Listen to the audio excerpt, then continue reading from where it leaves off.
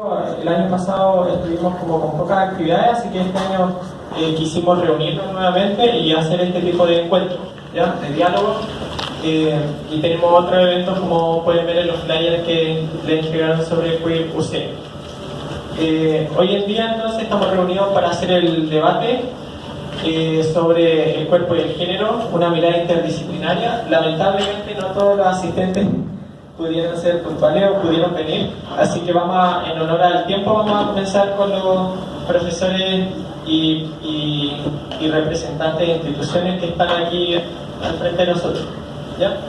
Entonces la idea de hoy es un poco debatir sobre la percepción del género desde sus distintas disciplinas, ¿ya? Nosotros, hoy nos acompaña aquí adelante Pablo Reyes, que es profesor de la Facultad de Psicología. Él hace un curso de personalidad e identidad. La profesora Claudia Leal, de la Facultad de Teología, y Tomás Enríquez. Tomás Enríquez, ya que representa la ONG Comunidad y Justicia, ¿ya? Entonces, vamos a comenzar con una pregunta bastante general. La pregunta, voy a dar un poco la estructura del debate. En una primera instancia vamos a tener una pregunta general que deben responder los debatientes. En general, que no tome más de 5 minutos, y en la segunda parte vamos a tener un segundo segmento donde vamos a dar unas preguntas un poco más específicas, ¿ya? En torno a algunas problemáticas a nivel país. Y después la tercera ronda va a ser preguntas que entre los debatientes quieran hacerse o preguntas del público. Así que les recomiendo que tomen nota y que no hagan llegar las preguntas o alzar la mano en el tercer segmento para hacer las preguntas a los debatientes. Entonces comenzamos con la primera pregunta. Dice: nuestro interés es conocer la perspectiva de distintas disciplinas y posturas con respecto a la teoría del género. Para esto le pediremos que expliquen ya la visión desde su área de trabajo o su opinión y experiencia personal de lo que se refiere al concepto y la teoría del género, si ésta la respaldan y si no la respaldan, ¿por qué? Comenzamos con Pablo Reyes, por favor.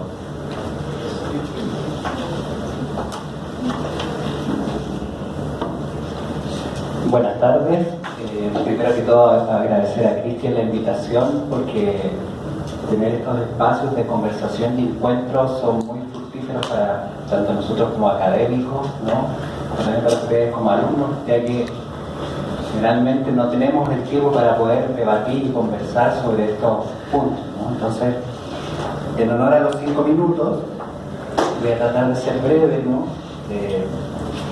Primero explicar que la psicología como disciplina no es una disciplina unitaria, ¿ya? ¿Eso qué significa? Que hay corrientes dentro de la psicología, y cada corriente va a abordar el problema del género, la sexualidad, ¿no? De distintas maneras. Eso quiere decir en el fondo que el tema del género, ¿no? Es un tema abierto de debate al interior de la disciplina, ya propiamente tal.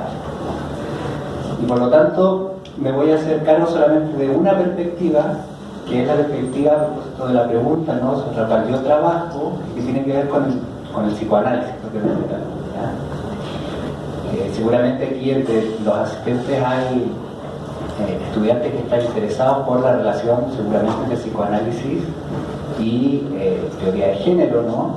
Porque es una relación compleja.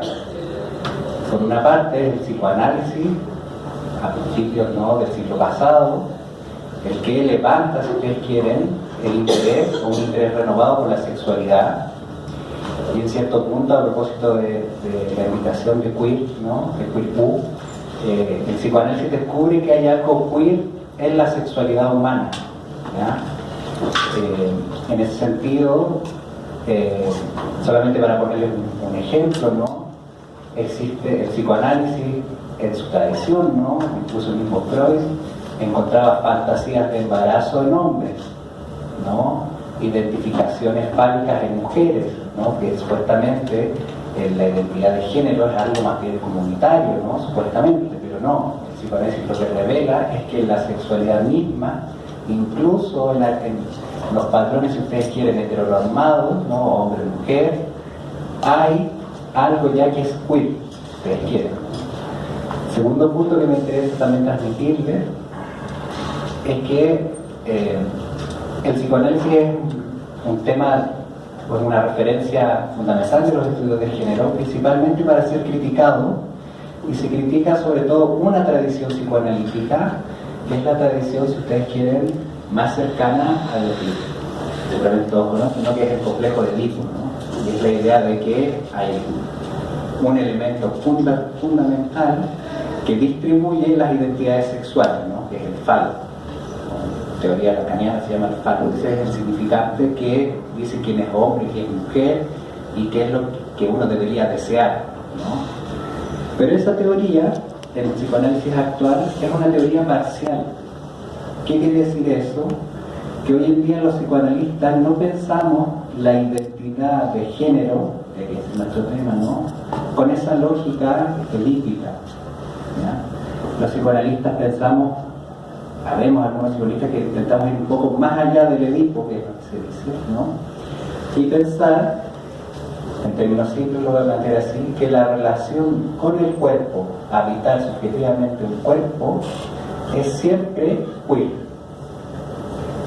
¿Qué quiero decir con esto? Que eso que habitar el cuerpo es siempre una forma singular, que no hay, si ustedes quieren, una ley universal que indique cómo se habita el cuerpo, ¿no? Y en ese nivel fundacional de lo subjetivo no hay espacio para las normas, ¿ya? Es decir, no va a haber ninguna norma que regule ese anudamiento particular que va a tener el sujeto con su cuerpo.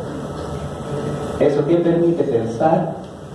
Permite pensar en términos simples, ¿no? Una despatologización y una desnormativización en función de ideales universales y acoger en la práctica clínica las singularidades de cada caso. Entonces, ¿por qué sería relevante hablar de género, el psicoanálisis? No porque la teoría de género sea un referente mayor para el psicoanálisis, al revés, yo creo que el psicoanálisis podría aportarle nuevas perspectivas, sobre todo para el estudio de lo singular. Singular. Continuamos con la profesora Claudia Lea. Hola, voy a poner mi cronómetro para respetar. Yo estoy tomando el tiempo acá, así que me haces señas algo. Quiero agradecer muy sinceramente la invitación de Queer UC y bueno, por supuesto a mi ayudante, a Catalina Becker, que durante estos años ha sido una gran compañera en mis cursos, ¿no? Desde la teología, lo primero es decir que la tradición cristiana, la institución religiosa que nosotros llamamos Iglesia Católica, porta en su seno una pluralidad interna muy vasta, muy vasta. Entonces, ustedes lo podrán notar adentrándose mínimamente en la experiencia de los católicos, en la experiencia de las instituciones eclesiales, ¿no? Nosotros tenemos desde legionarios de Cristo hasta jesuitas, liberacionistas. Lo que quiero decir es que dentro de la institución que llamamos Iglesia Católica hay una enorme pluralidad de experiencias de fe, de maneras de seguir a Jesucristo, de maneras de entender el mundo también. En esta línea, claro, simplificando bastante las cosas en razón del tiempo, yo diría que hay un grupo importante que no está dispuesto a dialogar serenamente con la teoría de género y que ni siquiera es muy capaz de usar el término, ¿no? Hay muchos sectores que todavía hablan más de ideología de género.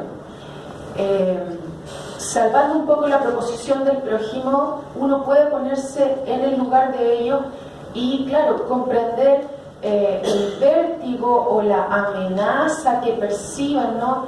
en un discurso que puede poner en juego una cuestión súper fundamental para las ideas antropológicas cristianas sobre la sexualidad, que es la diferenciación, ¿no? Para la tradición cristiana es súper importante afirmar que la sexualidad humana incluye el encuentro entre dos seres que son distintos, ¿no? Que son iguales en dignidad, pero que en algo son distintos, ¿no? Lo paradojal de esto, y lo hemos conversado mínimamente con algunos, ¿no? Es que, claro, la experiencia de la transexualidad recuerda precisamente que hay una diferencia y que no da lo mismo, ¿no? En fin, pero ese es un tema que a lo mejor podemos desarrollar después. Entonces, primero esta pluralidad interna, ¿no? Ese sector que se mantiene en un lenguaje que no va más allá de la expresión ideología de género. Pero por otro lado, nosotros hoy día también disponemos de teologías feministas y de teologías de género, ¿no? En Europa y en Estados Unidos, tradiciones antiguas, muy bien armadas, muy bien organizadas, ¿no? ¿Ya? Y en Latinoamérica a mí me gustaría mencionarles, solo por dejarles un dato, ¿no? La organización argentina Teologanda, que hace 10 años viene desarrollando algo que va cambiando de nombre con los años, que es teología femenina, teología feminista, teología de género. Y es una teología que reconoce en ciertas teorías de género un arsenal, un instrumental válido, necesario, útil y súper importante en el fondo para dos cosas. La primera es apoyar ciertas causas de justicia que a la tradición cristiana le importan, ¿no? Cuestiones de justicia, eso es muy importante. Y lo segundo es recepcionar y sistematizar experiencias de fe de gente católica. Yo nunca me voy a olvidar de un amigo mío que dijo una cosa importante. Dijo, mira, un católico gay tiene que salir 2 veces del closet.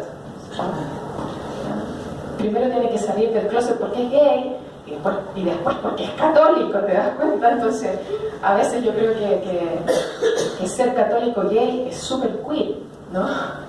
¿Ya? Entonces, bueno, eso para comenzar. Se van a cumplir mis 5 minutos y quedo expectante de las preguntas y las inquietudes de ustedes. Gracias. Muchas gracias. Seguimos con Tomás Enrique de la ONG Comunidad y Justicia. Gracias. Bueno, yo voy a abordarlo ahora desde mi disciplina, que es el derecho, con algunos toques de filosofía. Creo que vamos a partir por poner encima de la mesa el primer acuerdo que creo que se da entre los que estamos acá al frente, y es reconocer de que no hay una teoría de género. Yo generalmente en estas discusiones parto por rechazar esa idea porque hay múltiples. Y por lo mismo, si vamos a hablar deberíamos hablar de teorías de género y no solamente de la teoría de género, porque no es una sola. Y dentro de las teorías de género, evidentemente existen diferencias que son relevantes para efectos de una discusión como esta sobre el género, la utilidad del concepto y si acaso tiene límites o no. Porque no es lo mismo una Charlotte Witt, que es una esencialista del género, que una Shulamit Firestone, que finalmente lo asume como enteramente culturalmente construido. Yo soy de los que le dicen ideología de género y utilizo la etiqueta específicamente para lo que efectivamente considero que la constituye, que son aquellas teorías en particular que van más allá de la forma en que creo que es posible entender el género como un concepto útil para las discusiones y trasciende al sentido de la eliminación de la importancia cultural, jurídica y social de la constitución sexuada de la persona humana. ¿Y a qué me refiero con esto? Es que efectivamente, independiente del nombre que queramos ponerle, todos los seres humanos sí tenemos un género. ¿Ya? Yo no soy, como estoy seguro que ustedes conocen todos, el nombre de Henry Boyce, de aquellos que dicen el género es el elemento con el cual hacemos las cortinas. Creo que eso es una simplificación de un debate que sí es relevante tenerlo. Y en este caso en particular, cuando hablamos de género, independiente de cuál sea la palabra que usamos, pero finalmente lo que expresa es que todas las personas, porque tenemos una constitución sexuada, utilizamos ciertos marcadores, la inmensa mayoría de los cuales, o si no decir todos, son culturales, pero no por eso arbitrarios, que nos ayudan a comunicar dentro de nuestras relaciones sociales, dentro del ámbito relacional, cuál es la constitución sexual de la persona que está transmitiendo su mensaje. Esa es la razón por la cual tomamos la decisión de vestirnos como nos vestimos. Y evidentemente en el uso de nuestro libre albedrío tenemos la capacidad de simplemente de adoptar marcadores de género, marcadores que transmiten una verdad acerca de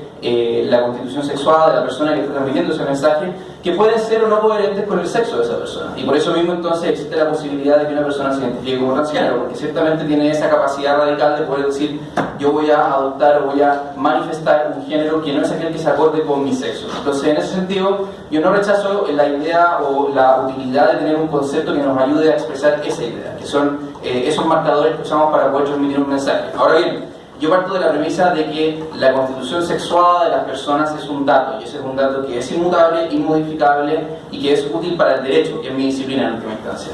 Entonces, porque la persona tiene esa capacidad en última instancia de mentir, que finalmente la mentira tomada en el sentido de si es un mensaje que se adecua o no a la realidad de las cosas, y parto de la premisa de que existe una realidad de las cosas, porque de lo contrario la discusión me parece que sería simplemente insostenible, no podríamos tenerla. Uno siempre puede usar esos marcadores de género para transmitir algo que sea verdadero respecto de la persona, que transmite un mensaje sobre su sexo, o que no lo es. Ahora, ¿por qué en el derecho no me parece que sea una herramienta útil la identidad de género? Primero, porque tanto el género y la identidad de género como el sexo tratan de competir por exactamente el mismo espacio dentro del derecho. ¿Y a qué me refiero con eso? Que es que nosotros, el género en sí y la identidad de género de cada persona es esencialmente invisible. La forma que tiene de visibilizarse es precisamente por marcadores externos, que pueden ser mensajes tanto orales, puede ser mi propia identificación, que yo te transmito y digo: yo me identifico porque soy hombre, digo soy hombre, o puedo decir que tengo una constitución sexual masculina, pero me identifico con una identidad de género femenina. Esa es una forma de valorizarla. Otra forma distinta de valorizarla es por medio del uso de la vestimenta, otra es por medio de los manerismos, otra es por los gustos, y otra en particular tiene que ver con, por ejemplo, los documentos legales. Entonces, en el contexto de la discusión sobre el proyecto de ley de identidad de género, mi institución y yo particularmente he estado en contra respecto de esto, porque creo que en última instancia lo que hace el proyecto de ley no es un reconocimiento del género, sino que es vaciar el contenido del sexo, que, insisto, es un elemento que para mí, y creo que es así, es un dato inmodificable respecto de la persona, y lo transforma en un marcador de género, de tal manera de que dentro de los registros oficiales del Estado y en nuestro carnet de identidad o en el certificado de nacimiento, sexo pasa a ser un indicador de identidad de género, y de esa manera lo vacía de su contenido y invisibiliza la relevancia jurídica del sexo como tal, que es la razón por la cual yo no estoy a favor de este tema. Ahora, en última instancia, a mí me parece que los términos de la discusión son... ¿Listo? Ya, vamos a seguir después. Gracias. Bueno, damos la bienvenida a la profesora Elisa Loscor del curso de Lengua y Cultura Mapuche. Voy a repetir un poco la estructura del debate. Entonces, estamos presentando una pregunta general y después se vienen las preguntas particulares y preguntas del público. Entonces, voy a repetir la primera pregunta. Dice: nuestro interés es conocer la perspectiva desde distintas disciplinas y posturas con respecto a la teoría del género. ¿Ya? Para esto les pedimos que expliquen en 5 minutos la visión desde su área de trabajo, y opinión y experiencia personal en lo que se refiere al concepto y la teoría del género, y si no la tienen, ¿por qué? Entonces, profesora Elisa Loscor.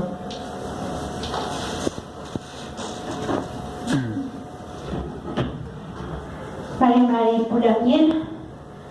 Mari. Hey, como tiene que decir Mari.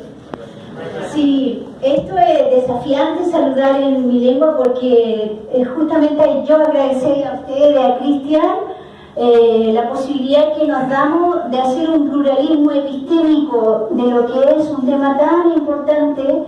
Y como yo trabajo en lengua y cultura mapuche, estoy en esa posición de que la universidad tiene que ser pluralista en el conocimiento y aprovechar al máximo esta instancia. Desde el mundo mapuche, el tema del género es un tema que está incluso instalado en el lenguaje. Yo para saludar a ustedes les digo la mía, pero si aquí fuera el hombre que saluda tendría que decir Mari Mari Peña y Mari Mari Pulamien, o sea, hombres y mujeres. Está metido en el lenguaje, entonces nosotros identificamos, si yo escribiera un texto, alguien que me lee va a saber que lo escribió una mujer, en cambio si lo escribe un hombre también. Entonces, no quiero decir con esto que la cultura sea perfecta, y reconocer también de que el tema del patriarcado, del machismo, es una enfermedad social transversal a todas las culturas y que es una enfermedad política, racial incluso, ¿no? ¿Qué pasa en el mundo mapuche? Desde la visión del mundo, ustedes tienen que saber de que el mundo fue creado desde arriba del cielo por una fuerza femenina. Se habla de 4 fuerzas: Calfu bueno Hueche, Calfu bueno Isha, Calfu bueno Fucha y Calfu bueno Cushe. Fue la Cushe de la mujer. Entonces la mujer mandó a su hija desde el cielo a poblar la tierra. Y ya estaba el mundo armado con montañas, con ríos, pero no había vida, no había pájaros, no había flores, no había mariposas, faltaba todavía fertilizar la tierra. Mandó a la mujer, a la niña, y la niña caminó descalza, y al caminar descalza sangró. Y de ese sangrado nacieron mariposas, nacieron flores, nacieron hormigas, nació una vida más movible en la tierra. Y después, con el tiempo, mandaron al hombre, pero ya estaba creada, la fertilidad ya estaba andando.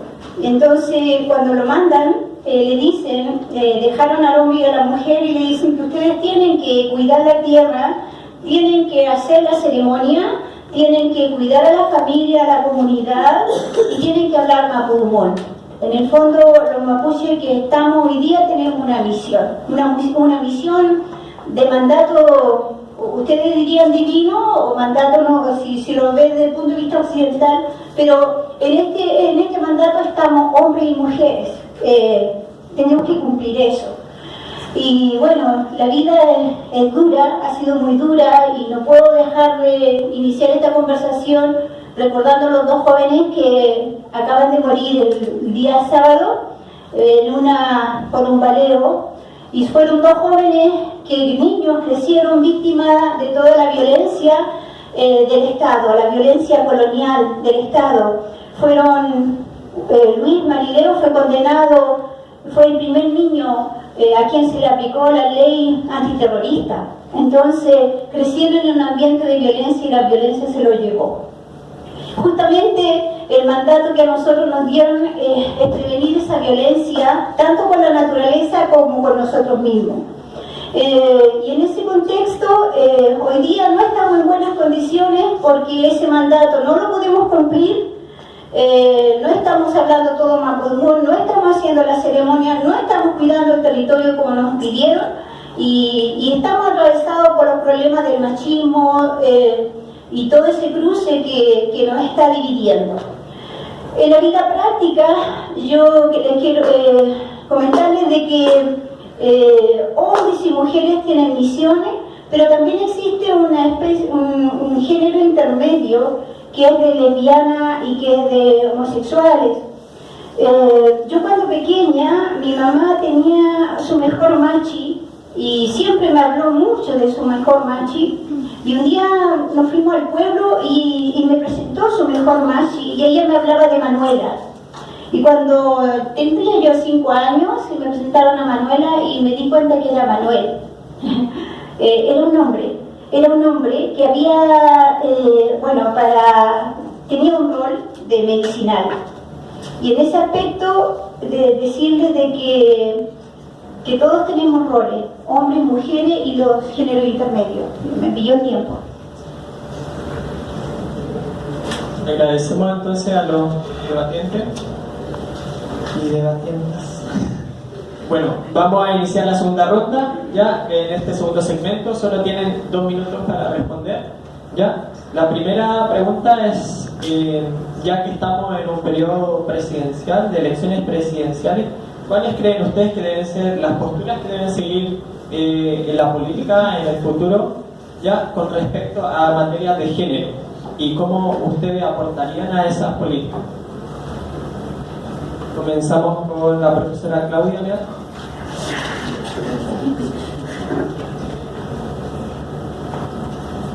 A ver, 2 minutos es difícil. Creo que todas las instituciones religiosas están llamadas a participar de un diálogo a través del cual se construye la comunidad moral. Primera cosa. Segunda cosa, en este diálogo estamos todos en pie de igualdad. No pienso que la legislación civil le pueda dar lecciones a las normativas religiosas sobre inclusión, sobre igualdad, sobre respeto a la diferencia. Podría mencionar ejemplos si me das tiempo. Pero en este sentido estamos todas las instituciones llamadas a participar, con condiciones, claramente, con condiciones. Y las condiciones me parecen súper básicas, pero importantes. La primera es tratar a todos los seres humanos como fines en sí mismos y no como medios.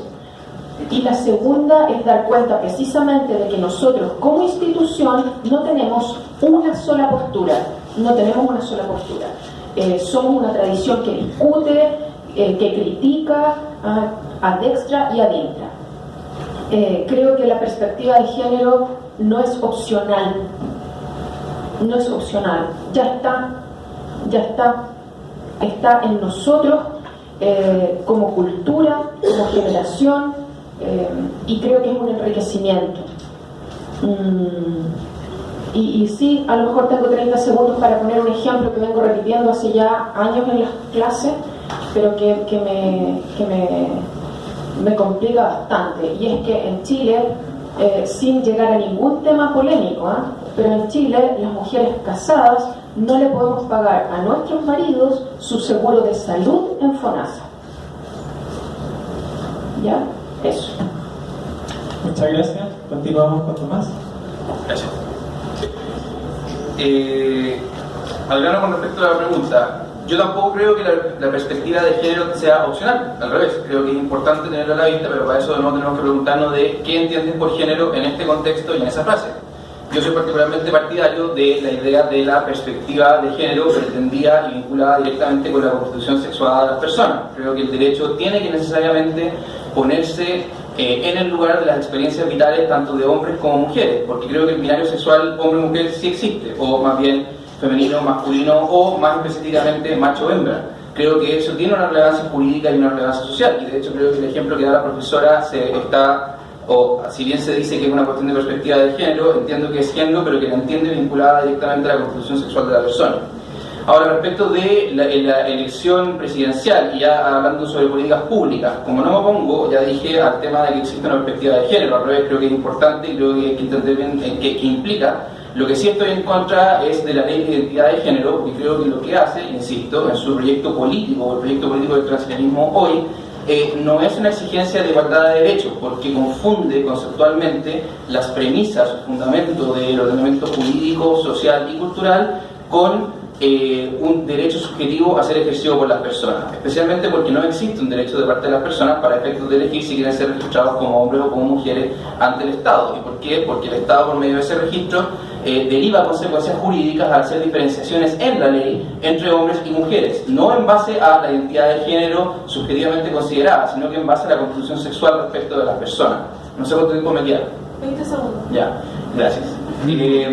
Entonces, por eso entonces yo tengo oposición respecto de este punto, porque en última instancia, y me insisto, lo decía al principio, lo reitero ahora, cuando la ley busca modificar el concepto de sexo para transformarlo en algo optativo, dejando entonces de ser un dato respecto de quiénes somos constitutivamente como seres humanos, eso significa que borra la relevancia jurídica y social respecto del mismo. Eso, gracias.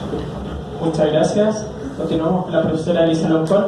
¿Puede repetir la pregunta, ya que tenemos una invitada que nosotros como organización queríamos tener mucho? Ella es Triana Dujalde, es ex alumna de la UC, ¿ya? Y nos va a contar un poco en su proceso en un rato más. Ya, voy a repetir esta pregunta de este segmento, ya que estamos hablando sobre cuáles serían, ya que estamos en periodo de elecciones presidenciales, cuáles son las posturas que deben tomar en la política los futuros presidentes, por ejemplo, en la política en general, y cómo aportarían ustedes a esta política de género. ¿Ya? Entonces continuamos con la profesora Alexandra Corte. Bueno, la demanda del pueblo, de los pueblos originarios, es la pluridiversidad y la inclusión de una nación pluricultural, plurilingüe, donde participemos las diferencias y los pueblos originarios, eso en el contexto macro. El cambio constitucional no puede seguir este país siendo gobernado por una sola manera cultural, por un solo sistema de entender cómo se ejerce el poder, sino que se tiene que abrir a la diversidad de pueblos originarios. Y en el tema específico del género, nosotros estamos mucho más atrasados que el debate del género en la sociedad no indígena, y la participación de la mujer indígena por problemas de discriminación es mucho más baja que la participación de la mujer no indígena. O sea, la discriminación, tenemos la triple discriminación sobre las mujeres indígenas. Entonces, en lo concreto, las mujeres indígenas están pidiendo participación en el Ministerio de la Mujer, porque estamos homogeneizadas por la visión de género también de la mayoritaria. Entonces ahí también hay una demanda específica y una demanda mucho más particular, tiene que ver con la presencia del género en las personas medicinales, que yo no le alcancé a decir delante, es que las personas medicinales que son machos pueden ser hombres y mujeres, pero dentro de eso también hay personas que son homosexuales, machos que son homosexuales. Y es porque la visión del mundo mapuche, la fuerza de la naturaleza son hombres o son femeninas o son masculinas. Y si tú eres femenina y te agarra la fuerza de la naturaleza para ser una persona medicinal y esa fuerza es masculina, te transforma a ti también. Entonces, en ese contexto hay que escuchar al pueblo, los pueblos originarios, para enriquecer el concepto de género. Muchas gracias.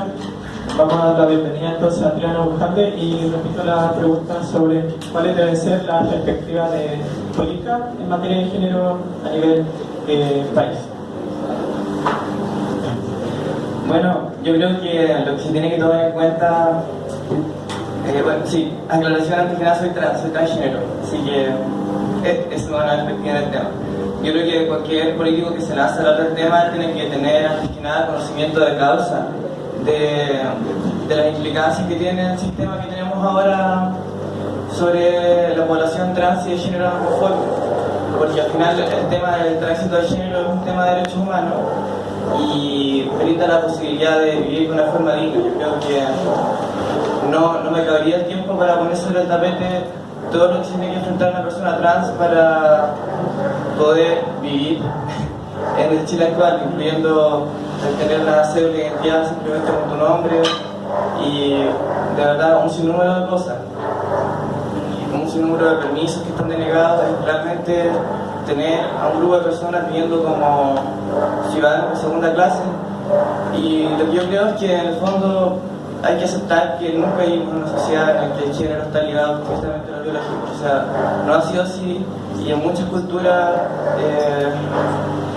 americanas y en muchas culturas del Pacífico y de muchas otras partes no funciona así. Es una herencia de la Europa cristiana que sí constituye gran parte de nuestra identidad, pero que margina un grupo.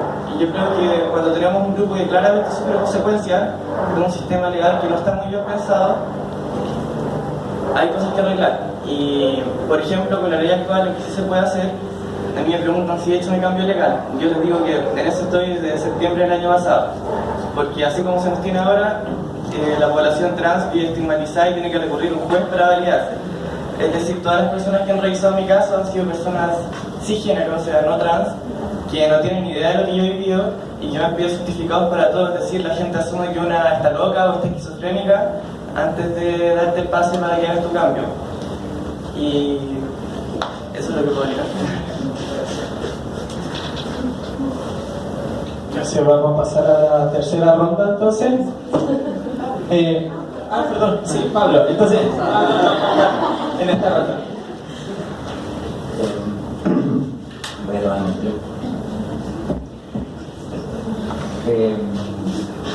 Yo, a propósito de los debates políticos, lo primero que yo pediría siempre a todo candidato, más que intentar imponer mi postura, me gustaría que los candidatos fuesen bastante claros respecto a cuál es su visión del género, ¿no? En el fondo, intentar saber quién es quién en este debate. Eso me parece lo esencial. Ahora, en lo personal que me interesaría a mí introducir en este debate, yo creo que trataría de introducir una distinción que me encuentro muy pertinente en este terreno, que es de Jean-Claude Milner, seguramente algunos lo conocen, filósofo francés, ¿no? Que él hablaba de la política de las cosas y la política de los seres hablantes, ¿ya? Existe una forma de hacer política que es la política de las cosas, ¿no? Entonces, por ejemplo, Chile no puede cambiar porque, en el fondo, somos un país exportador, por ejemplo, ¿no? Entonces, la cosa está ahí, ¿no? Eso funciona con algunos dominios, pero no hay que olvidarse que también la política toca a los seres hablantes, ¿no? Entonces, en ese sentido, me parece que introducir esa distinción, que la identidad de género, por ejemplo, no es una cosa, sino que tiene que ver con un ser hablante, permitiría quizás restituirle su lado humano, ¿no? Y no dejarlo en una cosa. Entonces, si yo tuviera que pedir algo, iría por esa vía, ¿no? Reconocer al ser hablante que está ahí, más allá de todas las cosas que nuestras teorías, ideologías y creencias puedan construir. Muchas gracias. Bueno, nos quedaba una pregunta más, pero en torno al tiempo. Vamos a hacer una parte antes, si es que entre los debatientes ustedes tienen alguna de las preguntas. Para eso me gustaría que Triana también tuviera la oportunidad de dar su primera visión de la primera ronda que tuvimos sobre cuál es la perspectiva desde su disciplina, o en este caso tú como exalumna UC, en torno a la temática de género, y si también nos puedes contar como tu experiencia, cómo fue haber estudiado aquí en la UC. Sabemos que estudiaste en Casa Central, ¿verdad? Entonces, si nos puedes contar un poco más de eso.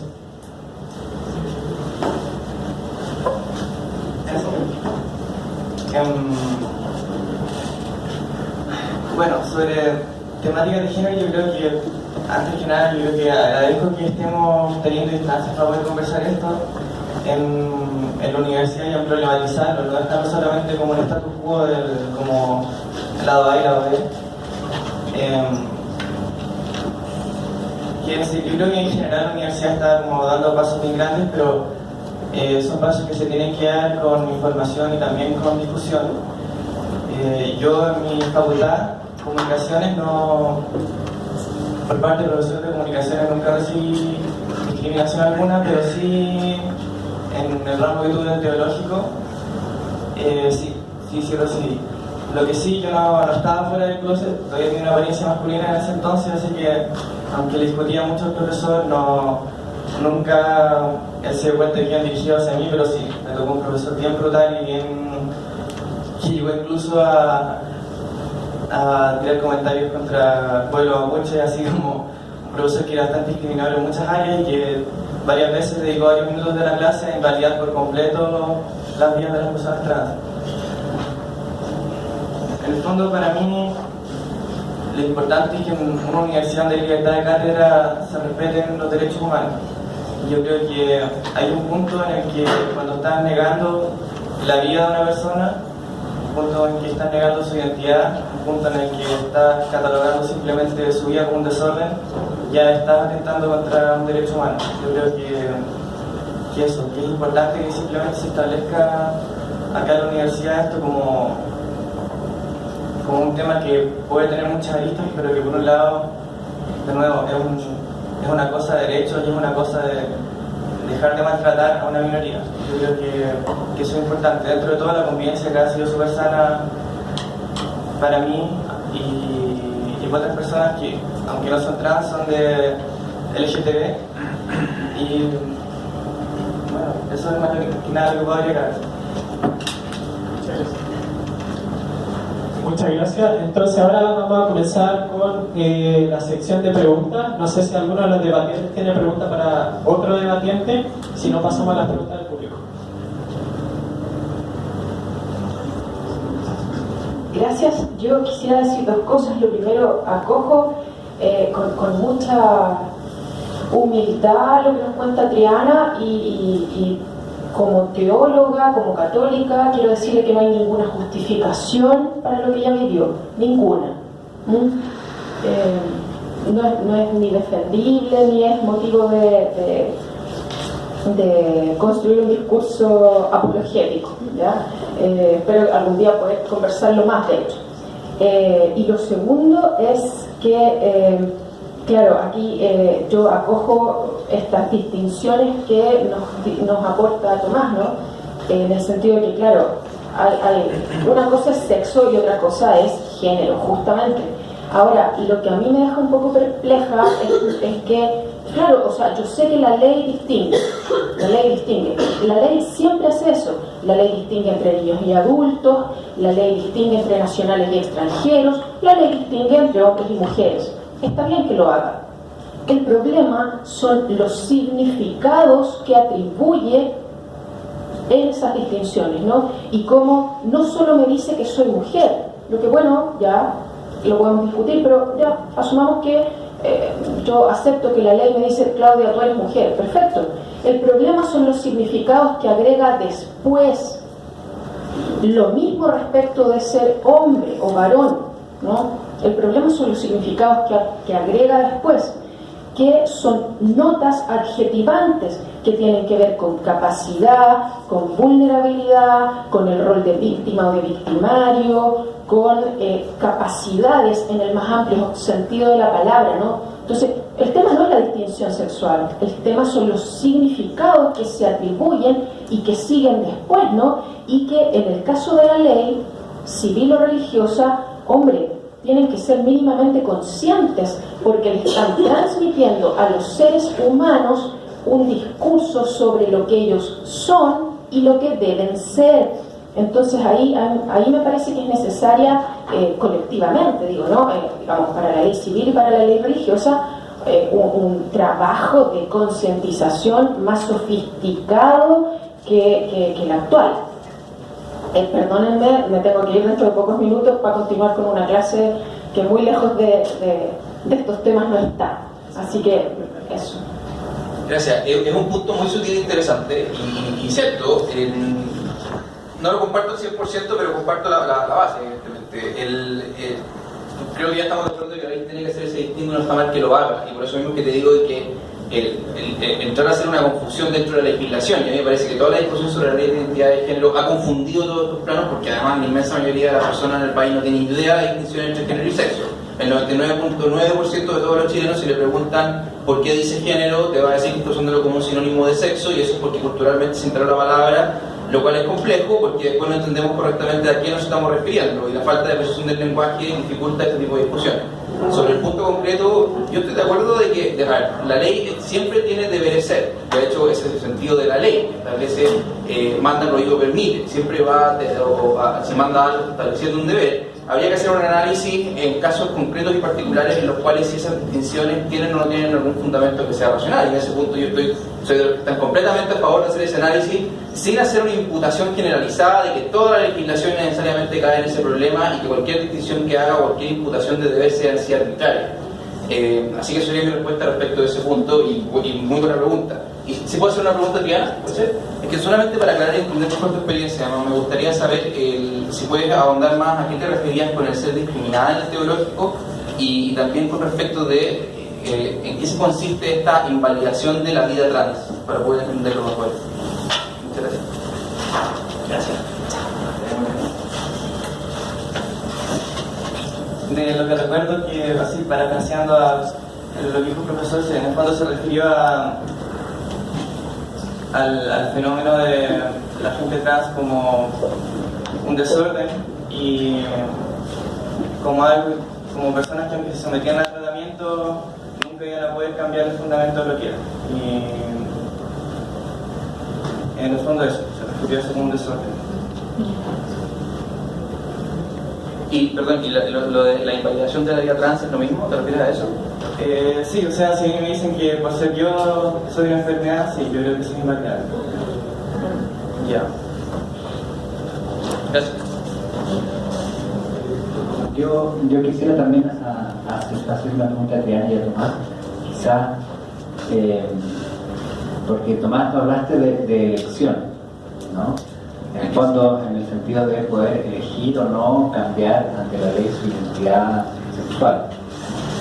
Entonces, es interesante porque es un debate que al interior del psicoanálisis también tenemos, ¿no? El problema de la elección, qué es lo que uno elige y quién elige, ¿no? Entonces, en el debate muchas veces uno tiende a escuchar posiciones que es como que, así como uno elige comerse un helado de chocolate de vainilla, uno pudiese elegir cambiarse, ¿no?, de su identidad.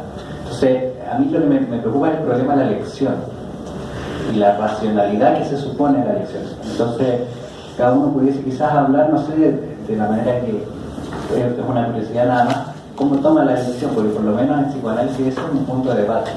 Y ahí yo asumo mi posición en particular, es que no hay elección consciente de la identidad de género. Entonces, nadie, incluso un hombre y una mujer, en su inconsciente, ninguno puede decir soy hombre, soy mujer ahí. Entonces, esa es la pregunta, ¿no? Un poco hablar del tema de la elección. ¿Qué piensan ustedes? ¿Es una elección consciente? ¿No hay racionalidad? Yo respondería a eso a partir de lo que he escuchado dentro de los mapuche, y sobre todo a las personas que han transitado de un género a otro, y precisamente el discurso de Machi, cuando ellos dicen yo no elegí esto, yo recibí esto, yo nací así con esta especificidad de género, en el caso de una persona que es machi gay, por ejemplo, o sea, así lo llamarían ustedes, pero dentro de nuestra visión de mundo es un machi y punto, no hay esta distinción de que va más allá, pero ellos explican directamente de que ellos no lo eligieron, de que ellos lo recibieron y ellos lo asumen porque esa es su condición.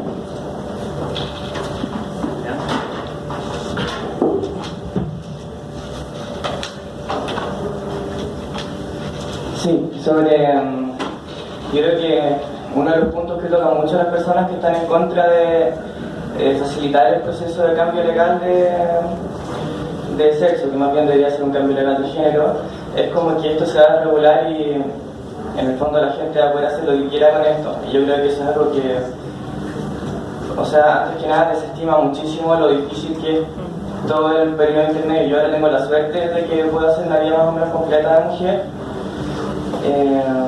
pero el proceso intermedio es un periodo durísimo. Yo creo que la gente simplemente no tiene en cuenta eso.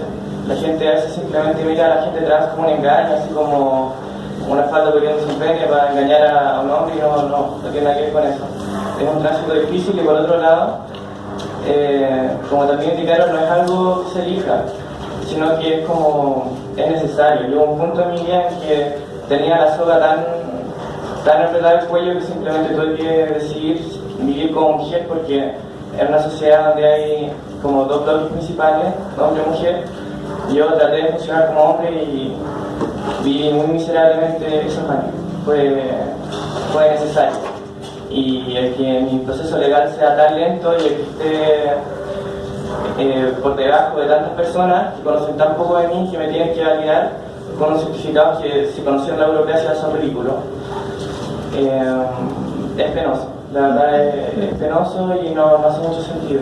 Así que yo creo que en una realidad donde la gente simplemente nace de una forma, hay que resguardar los derechos de esas personas.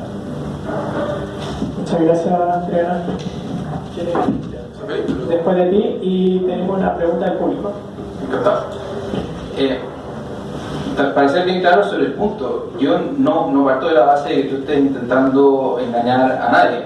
Sí creo que efectivamente, desde un punto de vista de análisis abstracto, el hecho de que alguien tenga la convicción de que su género, que como ya dije, como presupuesto, creo que todo el mundo tiene un género en el sentido de que todos manifestamos un género que para el 99.9% de las personas es coherente respecto de su sexo, porque básicamente lo que están intentando hacer es transmitir dentro de sus relaciones sociales la verdad acerca de quiénes son.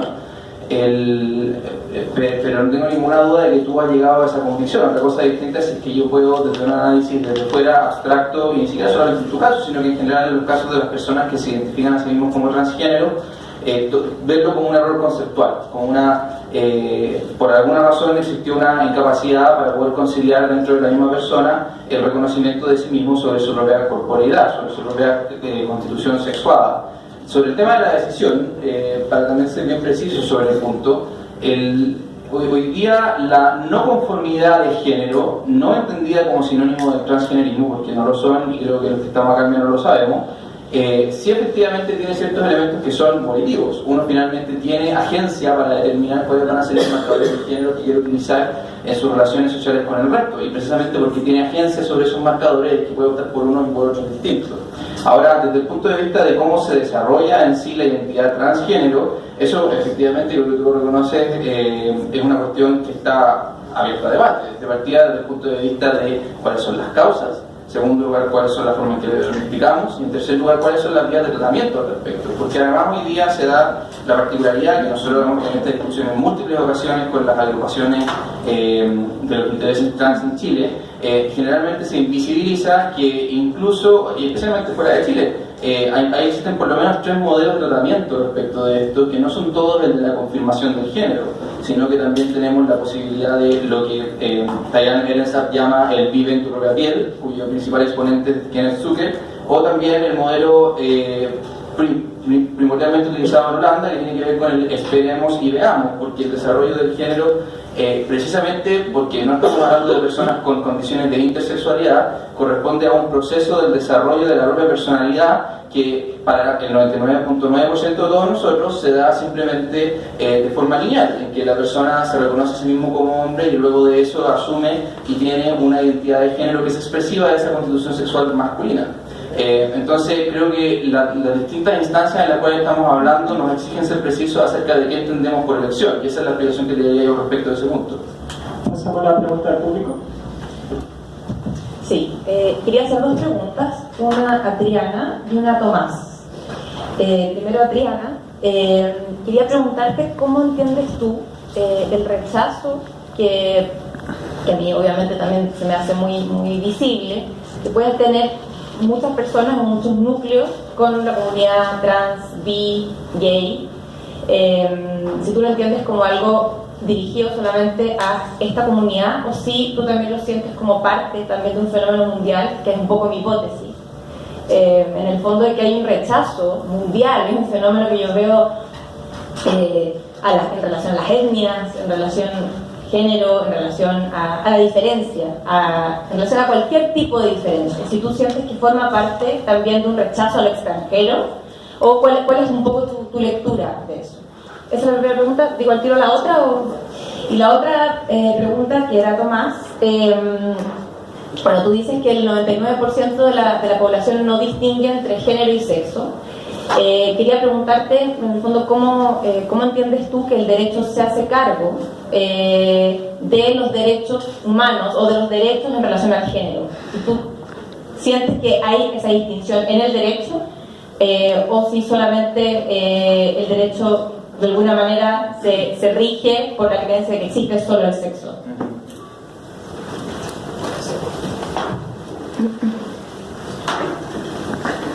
¿Marcelo? Sí. Ya.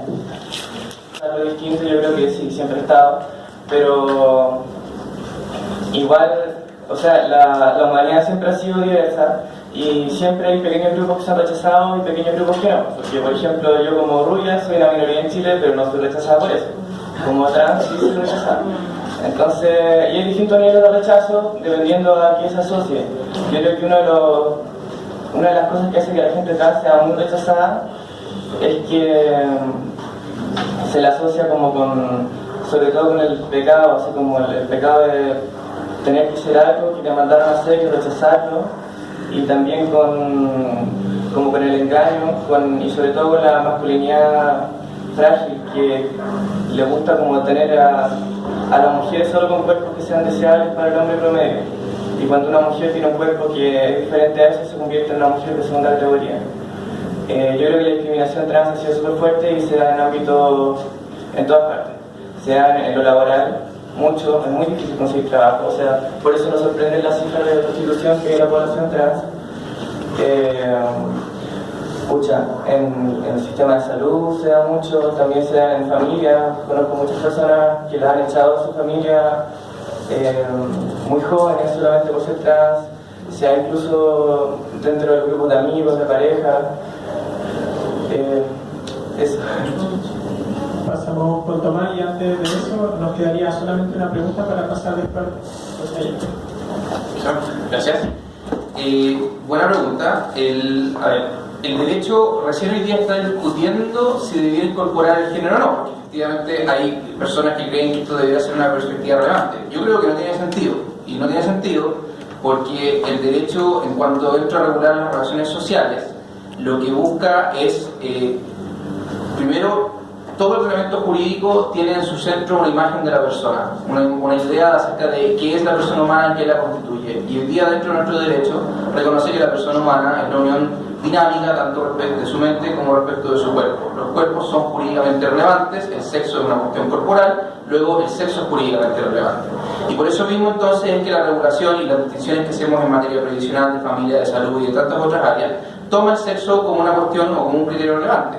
El problema con el género es que, como decía desde un principio, es esencialmente invisible. El derecho, como tal, no tiene un acceso que sea confiable al género de la persona, precisamente porque el género además puede, más todavía si hoy día estamos con la posición de trascender al binario sexual hombre-mujer, luego tampoco existe solamente un género masculino y femenino, sino que pueden existir tantos géneros como personas existan en el planeta, y eso no es una exageración, sino que es parte de la teoría del género o una de las teorías del género. Eso es complejo, porque finalmente no te da herramientas para poder operar ante una realidad común. El derecho necesita una realidad común, y si que finalmente la realidad termina siendo determinada por la persona desde su subjetividad, eso hace imposible que el derecho pueda en última instancia operar. Entonces, hoy día, por lo menos, tanto desde el punto de vista de los derechos humanos como desde el punto de vista de nuestra legislación nacional, el sexo es el elemento.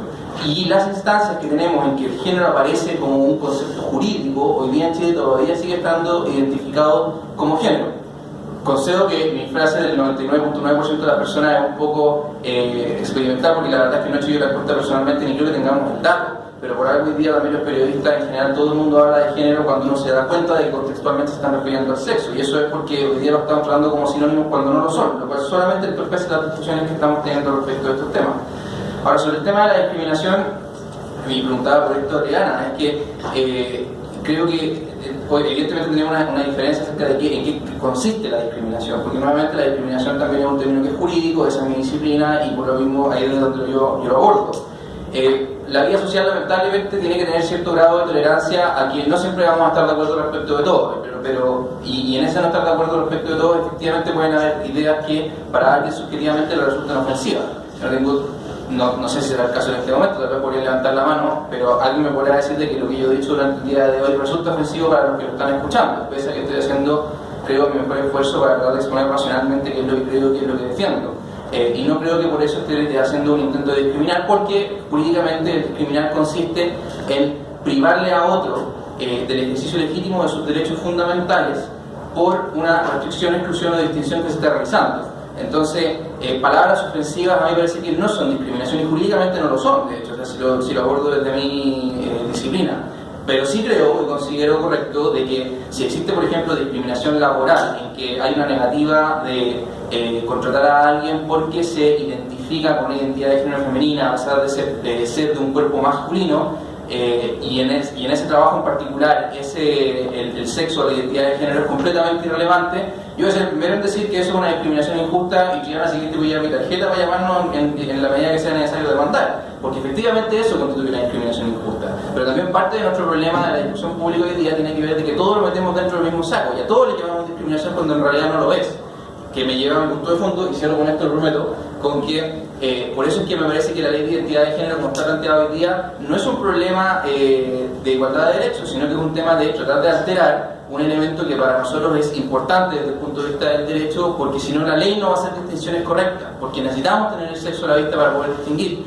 Y cierro con esto, lo prometo, y aparte siempre me ha llamado la atención el tema de que efectivamente se mezcla dentro de los intereses las agendas y pretensiones de una comunidad homosexual o lesbiana con respecto de la comunidad trans, siendo que incluso hasta cierto punto hay una contradicción, porque la propia orientación sexual homosexual presupone la existencia y el reconocimiento de los sexos como algo integral de las personas, no así el género. Eso. Pasamos a la última pregunta. En verdad es una pregunta que está bastante teñida de aspectos del comentario. Creo, Tomás, que si bien plantear tu postura se puede plantear con educación, se puede plantear con respeto, como tú lo hiciste acá, tratando de exponer, la racionalidad también tiene mucho que ver con tener argumentos que sean de peso y que sean reales. En ese sentido, la teoría de género que planteaste no es la teoría de género hegemónica, es una teoría que sí es bastante radical, pero no es la teoría de género hegemónica. La teoría de género hegemónica habla de que existen géneros fuera de este binarismo, pero eso no quiere decir que sean géneros que hayan salido de la nada. De hecho, la misma transexualidad y como se reconoce en el DSM como disforia, que por supuesto es algo que va a cambiar, así como ya se sacó la homosexualidad del DSM, habla de que es una discordancia entre la identidad real de una persona que es psicológica y la identidad física de esa persona que es biológica. O sea, ni siquiera es biológica, es en realidad física, es lo que se ve. Y en ese sentido también quiero tocar algo súper importante con respecto y preguntarte de esta manera. Algo con respecto a nuestra misma disciplina. Yo estudio psicología, yo soy trans, y tú eres practicante del derecho como ya trabajador. La psicología y el derecho comparten algo súper bonito que es la capacidad de cambiar en torno a las sociedades. En ese sentido, las sociedades se modifican. Hace algunos años atrás la gente no se podía divorciar. Antes de eso había problemas con temas de la adopción. Antes de eso, y aún existe, el patrimonio sigue siendo del hombre del matrimonio, no de la mujer. Entonces es algo que se va modificando, que desde el derecho natural hace miles de años hasta hoy en día se ha ido modificando en torno a las sociedades. Entonces yo creo que hablar de que no se puede probar algo más allá del sexo, hace varios años atrás, y no tantos años atrás, no se podía probar desde la mujer, que era tan válida como un hombre, desde algo tan abstracto como el raciocinio. Porque se consideraba que el hombre por tener pene tenía raciocinio y la mujer por tener vagina tenía alma. Y esas son dos cosas que hizo la distinción del derecho natural en su momento. Hoy en día, por suerte, ya no existe esa distinción. Yo sé que tú me vas a decir, no, pero claro, hay algo de exaltía en eso. Pero claro, yo también estoy tomando las posturas que yo he escuchado de distintas posiciones del derecho. Así como tú tomaste el dato del 99,9% que no existe. También te puedo invitar a revisar el tema de Nachio, que hizo una investigación hace poco con la generación Z, donde un tercio de las personas que fueron encuestadas no se identifican con un género binario, no se identifican como hombre o como mujer, si bien se identifican con el género queer o el género trans. Para terminar el apoyo hacia Triana, también quiero decirle que hay una discriminación mucho más fuerte que las que mencionaste y que es súper importante recordarla, y que gracias también por mostrar estas distintas discriminaciones, que es la tasa de suicidio. Un 50% de las personas trans han tratado de suicidarse en su vida. Eso habla de que efectivamente este tema de las voluntades no está en juego, no está en cuestión. Una persona no es trans porque quiere, no es la sociedad.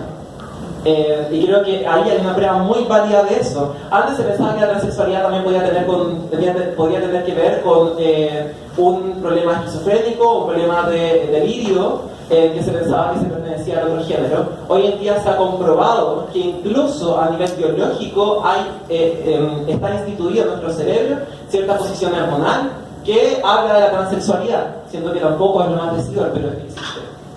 Entonces te quería preguntar, así como la psicología puede cambiar, ¿tú no crees que el derecho vaya a cambiar efectivamente considerando que las sociedades cambian? ¿Tú crees que el derecho es algo tan inamovible como considerar solamente lo que se ve? De hecho, precisamente el derecho hace algo distinto a eso, que es hablar de lo que no se ve, de lo que se tiene que hipotetizar y se tiene que demostrar. Yo creo que hay demostraciones, la Triana la ha dado súper concretamente, y yo creo que tú también puedes considerar que se da concretamente. El género es demostrable.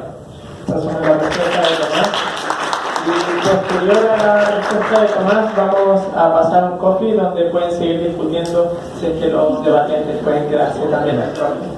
Muchas gracias. Tengo que llegar a una pregunta. Bueno, evidentemente niego lo que estoy diciendo respecto del derecho natural, eso no es así, al menos en el tradición que yo conozco.